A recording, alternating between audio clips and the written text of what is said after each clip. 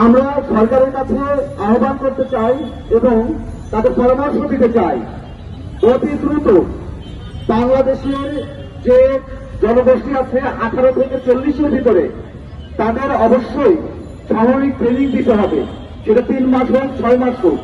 কারণ বাংলাদেশের চারপাশে যে বৃহৎ ভারত নামে একটি রাষ্ট্র আছে, সেই রাষ্ট্র বাংলাদেশের বন্ধু রাষ্ট্র হিসেবে নিজেকে প্রমাণ করতে পারেনি। যেহেতু তারা প্রমাণ করতে পারেনি, সেই জায়গায় থেকে আমরা সংশয় প্রকাশ করতেছি যে বিগত দিনের যে হাজার হাজার সীমান্ত হত্যা, এটা আসলে যুদ্ধের সামিল। তারা বাংলাদেশের উপরে দীর্ঘমেয়াদী একটা যুদ্ধ জারি রেখেছে। সেটা হতে পারে 71-এ বাংলাদেশকে দখল করতে না পারা, সেটা হতে পারে 2001-এ সীমান্তের যে যুদ্ধে বাংলাদেশের কাছে ওরা হেরে গিয়েছিল, সেটার প্রতিশোধ। তার প্রেক্ষিতে বাংলাদেশের মানুষ মনে করে যে বিডিআর বিদ্রোহ নামে যে বিডিআর হত্যাকাণ্ড, এটাও এটার সাথে জড়িত। আমরা সার্বিক দিকগুলো লক্ষ্য করে এবং পর্যালোচনা বুঝতে পারি যে ভারত বাংলাদেশের সাথে বন্ধুত্বপূর্ণ সম্পর্ক রাখেনি।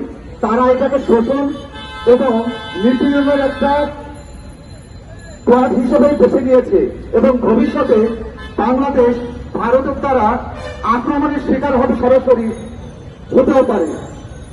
এই নিউজটা আমাদের সামনে কথা বলতে আমাদের ছাত্রের প্রতিনিধি লিটু। আসসালামু আলাইকুম, আমি মুজাহিদ লিটু। আমি একজন মনের প্রাণে বাংলাদেশী। আপনারা জানেন আমরা এখানে একত্রিত হয়েছি আমাদের প্রতিবেশী রাষ্ট্রের যে আগ্রাসন, যে দাবিদারি আচরণ, তার বিরুদ্ধে কথা বলার জন্য।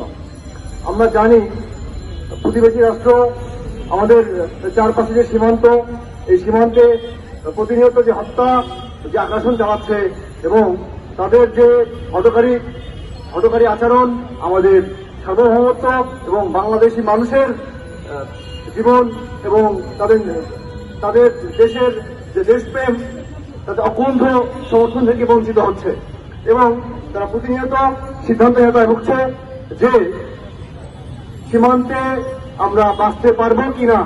প্রতি মুহূর্ত তারা সংশয় জেগে যায়, তারা প্রতি মুহূর্ত প্রতিটি সেকেন্ড বিএসএফ এবং প্রতিবেশী রাষ্ট্র দ্বারা আক্রমণ হওয়ার ভয় থাকে, আশঙ্কায় থাকে সবসময়।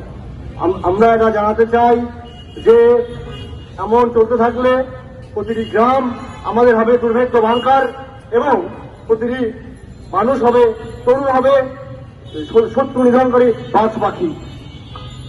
আমরা আমাদের দেশের সার্বভৌমত্ব রক্ষার জন্য একটি কণা, একটি বিন্দু ছাড়তে নারাজ।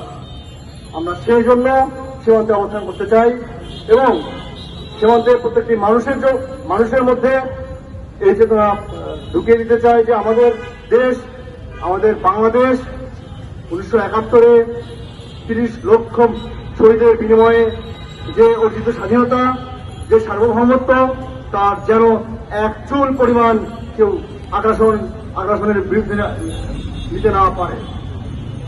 আমরা এজন্য সবাই মিলে একত্রিত হয়েছি এবং আপনাদেরকে জানাতে চাই, আমাদের মেসেজ আপনাদের মাধ্যমে সারা দেশে দিতে চাই যে আমাদের যে সার্বভৌমত্ব চেতনা, দেশপ্রেম প্রত্যেকটা মানুষের অন্তরে, রক্তে, শিরায় শিরায় যেন ঢুকে যায়। প্রত্যেকটা সীমান্তে প্রত্যেকটা মানুষ যেন হয় শত্রু নিধনকারী বাজ পাখি। এরপর থেকে প্রতিবেশী রাষ্ট্র আমাদের দেশের সার্বভৌমত্বে এবং আমাদের চেতনায় যেন বিন্দু মাত্র ঝামেলা করতে না পারে। আপনারা আমাদের সহায়তা করবেন। আমরা চাঁপাইনবাবগঞ্জ যাচ্ছি, সেই সাথে কুড়িগ্রামের দহগ্রামে আমরা আমাদের ছাত্ররা এবং আমরা উপস্থিত থাকবো।